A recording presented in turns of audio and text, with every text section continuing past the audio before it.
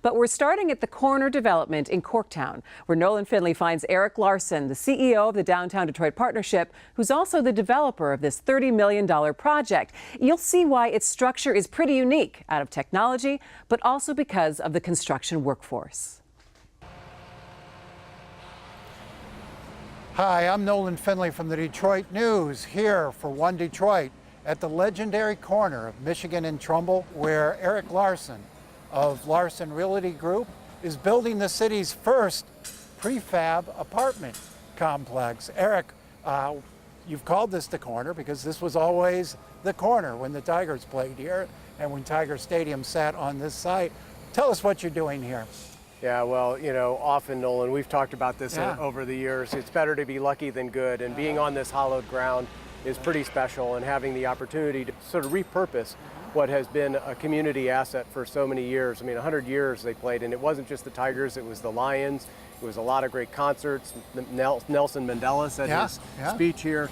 So what we're doing is we're framing the field. So PAL has restored the original ballpark. The police athletic leagues on the ball field right next to us. And what we're doing here on the corner is building 111 apartment units on top of 26,000 square feet of retail at that historic corner of Michigan and Trumbull. When you talk about sitting in a catbird seat, I mean, you really did fall into it. You started this project, planned this project, well before you knew Ford Motor Company was going to be moving into Corktown, just down the street in the old Michigan Central Depot, and bringing all those workers and all that economic activity here.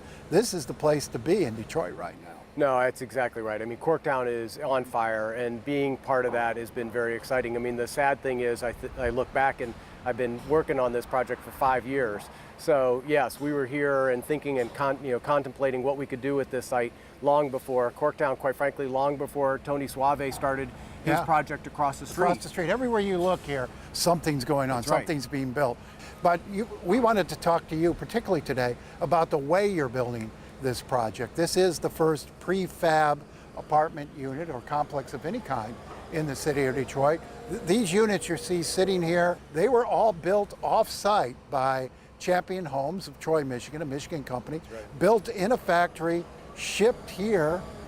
Trucked here. Trucked here. Yeah. Is this just a fancy trailer park, Eric? Oh, don't go there, Nolan. Yeah, I love you too much for you to go there. We're trying to get away from that stigma, but no, basically it is exactly what manufactured housing has been using for decades. And so it's not necessarily new technology. The systems and the process and the overall sort of streamlining of the building has improved, obviously, over time. The materials have improved. But what we're building is actually a modular unit that is fully finished. This technology, this prefab technology, has really evolved. I mean, the first house I owned had wheels under it, and now we're seeing basically these might fall into the category of luxury apartments being built in a factory. We've seen prefab communities and resort communities and other places. What made you think it would work as a low-rise apartment complex? Yeah, it's a great question, Nolan, because this product has been used quite often in the hospitality world. Lots of hotels have been doing it, but as the technology and the ability to build this kind of product has evolved, you now can stack it. They started stacking them 2 high, then 3 high. Now, this is going to be 4 high, but you can continue to build up, which ultimately allows you to create a low to mid-rise building with this technology, which you really weren't sort of focused on doing in the past. It's not so much the evolution of the product, to your point, it arrives on wheels. We just take the wheels off and now have the ability to stack them in the air. So you think about how relevant this is with Detroit and Henry Ford. I mean, this is the same production line. And so these houses go down the line, and each station has a specialist. So at one point they're doing the plumbing, one point they're doing the electric, one point they're doing the drywall, one point they're doing the painting.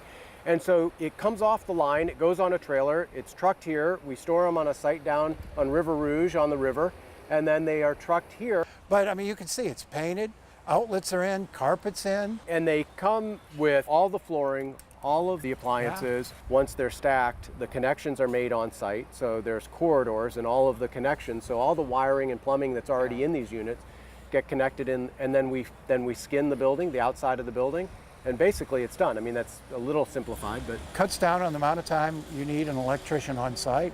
or a plumber on site. All the interior work's been done. You just need connection. It's the fact that you're building the stuff that goes in the air and the base at the same time. That's where your speed comes. You can actually be building the podium that it sits on at the same time you're building this product.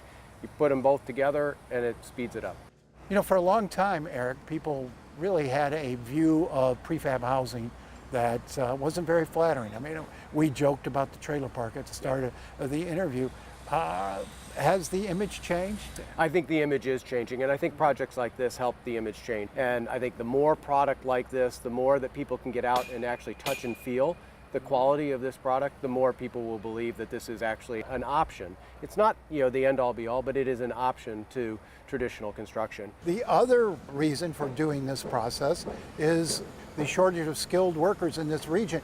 You need fewer of those skilled workers for a shorter amount of time. That's correct. And this is a product that, quite frankly, helps sort of bridge that gap. So as we're continuing to really put people to work and train people to get back to work, we also have the ability to deliver to the demand.